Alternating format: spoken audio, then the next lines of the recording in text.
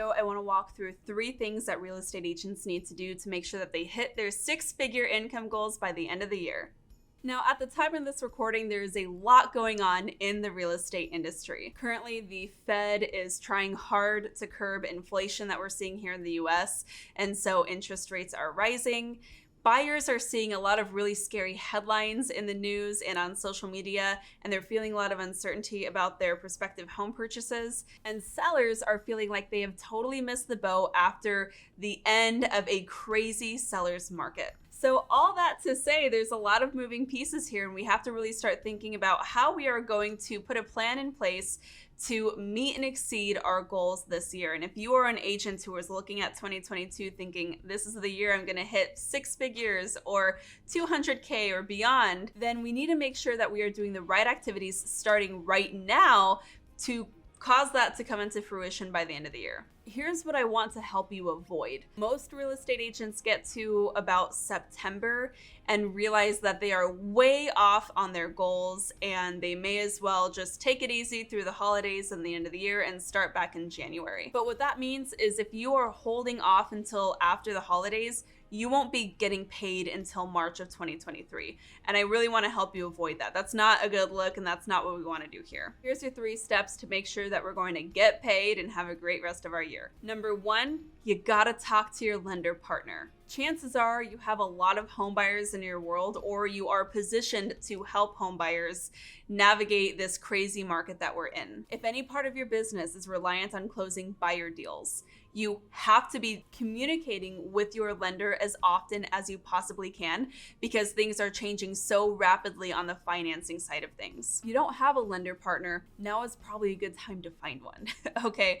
But really what I'm talking about with your lender partner at this point is schedule a weekly lunch or a bi-weekly lunch, and you both need to be discussing what you're seeing in the market. You should be asking your lender partner questions about what they're seeing, how they're helping potential borrowers, and what they're hearing in terms of new products and loan changes on the financing side.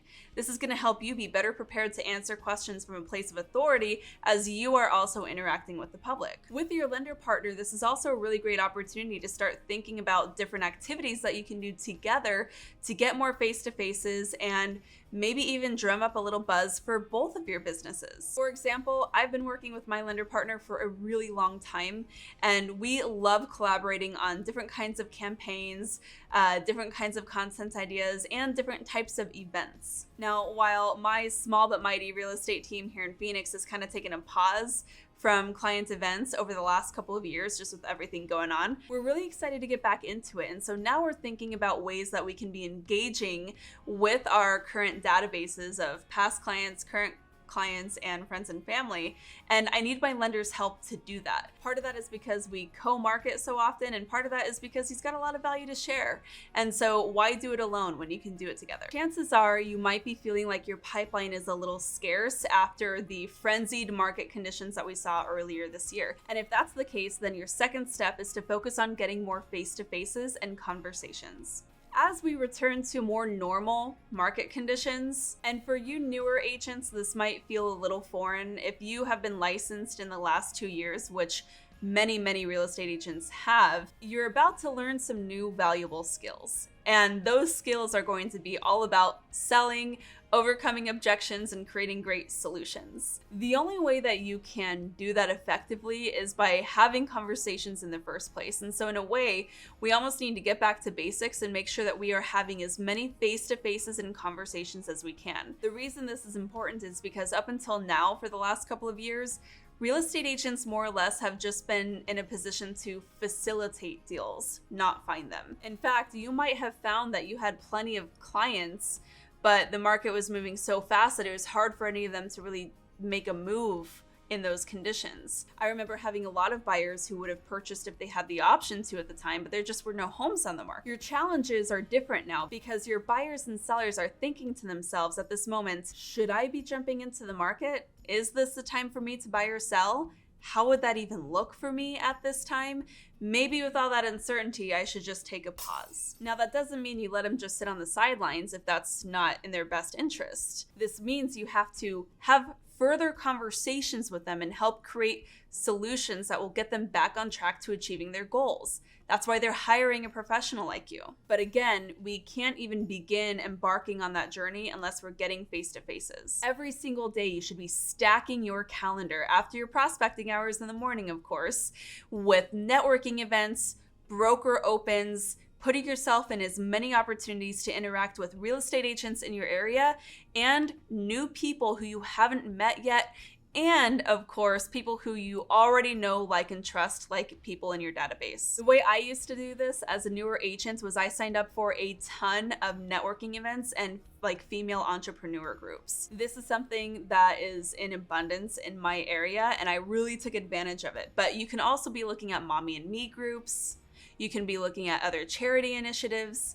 You can be looking at getting involved with your kids' schools if that's available to you. There are so many ways that you can be putting yourself in a position to having conversations where you're not necessarily immediately handing over your business card. You are creating connections that will then naturally lead to real estate conversations, because most people are not ogres who only want to talk about themselves. At some point, they have to ask you what you do. Finally, the third thing that you've got to do right now is fine-tune your marketing calendar through the end of the year. If you've been letting your newsletters slide, if you've been letting your pop-bys slide, if you haven't had any really significant networking or client events in the calendar up until now is your time to get really serious in creating a well-thought-out, multi-pronged marketing approach for your real estate business. And the coolest thing about it is we're heading into the holiday season, where there's a lot of reasons to reach out to people, there's a lot of things to celebrate, and there's a lot of things to say. So I'm going to challenge you to schedule at least 2 events.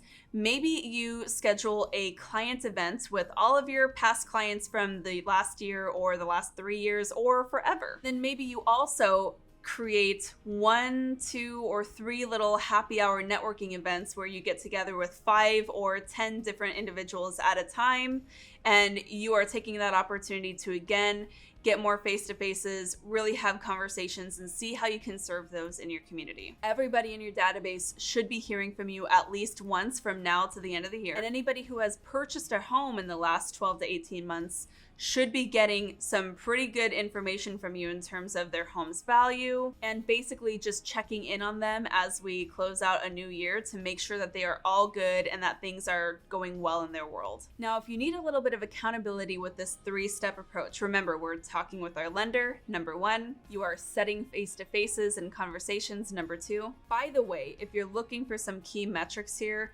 aim to get at least like 1 to 3 face-to-faces per working day and 10 real estate conversations every day, Monday through Friday. You're going to be swimming in business. Finally, you're fine-tuning your marketing calendar through the end of the year. As you're doing this, you can bring on a little bit of accountability, as I was saying.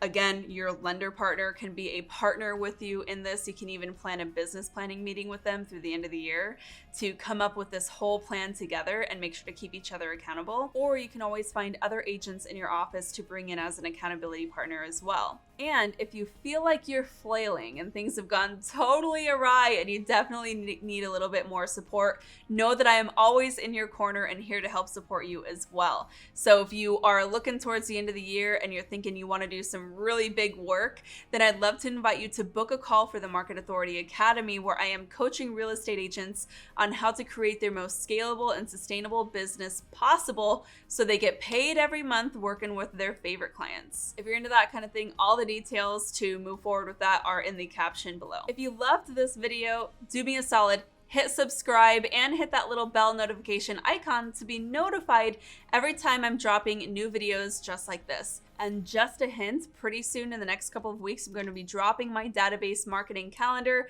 through the end of the year. You might want in on that. Thanks so much for tuning in. Till next time, keep on crushing it.